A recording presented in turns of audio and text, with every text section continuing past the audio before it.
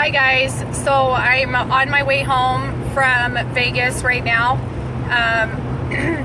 Just spent the morning, I gotta get home to pick up my kids, so I had to leave early, but jury selection I think is going pretty good. There's a lot of really good potential juries in there. Todd Engel, oh my goodness, Todd Engel is doing amazing right now, asking a lot of really good questions that need to be asked to find out who these jurors are. The judge, oh, what a joke. Okay, the judge is a joke, okay, straight up, she's a joke. She needs to be impeached. So she says in court today two things that need to be made very public. So she says in court today that it was time to start asking the jury questions, and so she said, well, we need to have we'll have the defense attorneys ask the jury selection questions because they know this case better than I do. Okay, I'm sorry, but what the heck with a giant HE?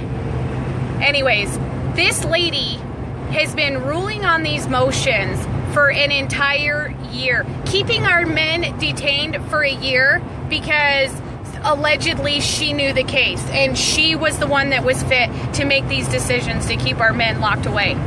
Yet she doesn't know the case well enough to ask simple jury selection questions? Like, are you kidding me? That's appalling. She should know this case inside and out. She should have personally viewed every ounce of that discovery in order to make a well-informed decision, which just shows me that that's the reason why she has denied each and every one of these guys from pretrial release. So that was pretty appalling. The other thing that was really appalling, are you guys still there? Sorry, holy moly. Guess I went through a dead spot there. So then the other thing that she brought up was, how did she say? They were talking about like wanting to ask these jurors just because they said that they'd read about the case and they felt like they already had a well-formed opinion on what was going on at the Bundy Ranch. The prosecution was wanting them off the jury. And so ours were saying, well, I don't think that's good enough to just dismiss them from the jury pool. Like, we need to be able to ask them more questions. Like, let's let them go through another round. And she said, well, do you know what's going to happen is we're going to let a juror in like this that has a bias, and they're going to cause a ruckus inside the courtroom, and I'm going to have to declare a mistrial, and then you guys are going to be stuck in here for we'll have to come back and do this again next year. And I was like, oh, honey, is that a threat? Like, is that what you're saying? So anyways, I'm pretty sure there's two jurors that are on the jury selection right now. I'm pretty sure they're FBI agents because, I mean, the answers to their questions are ridiculous, and they're trying to sound like all supportive of everything that we stand for, like trying to be supportive of the Constitution and stuff, yet they can't even, when our attorneys say, well, what does that mean? Then they don't know. But anyways, it's gonna be fine. I'm feeling confident. I pulled down there today, super duper anxious, and I walked up onto the steps. There's like a million DHS and Metro standing up there, in case our protesters, get out of hand. Anyways, I looked up at the sky and storm clouds were starting to blow in. By the time we came out for lunch, I got out at lunch and I was talking to a friend of mine that was on the jury selection. He got kicked off because he was part of the Sagebrush Rebellion. Google Sagebrush Rebellion and find out about that.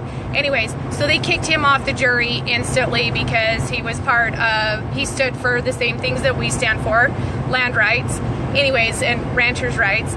So anyways, I was talking to him out there and I was giving him a hug, and he's like, so what do you think about all this? And I pointed up to this guy and I said, the storm's a-brewing. The storm is brewing.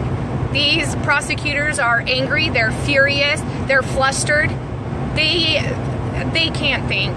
The judge is talking about blocking trial for the blacking out. Oh, it's called blackout. Having a blackout on trial for the next 2 weeks. How is that okay? Like, we're not going to go to trial for 3 weeks now?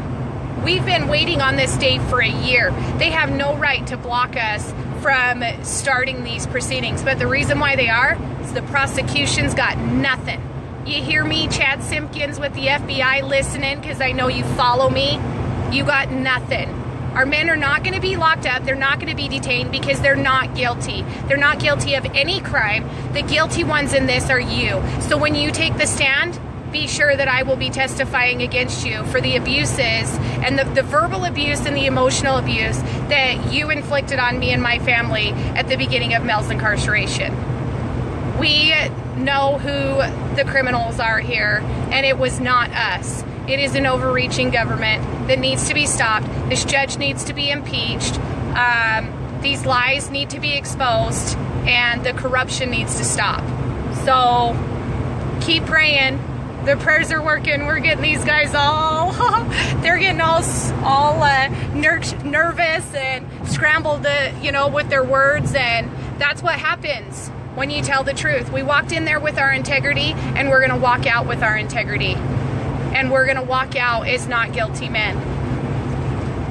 Stay strong, America. We got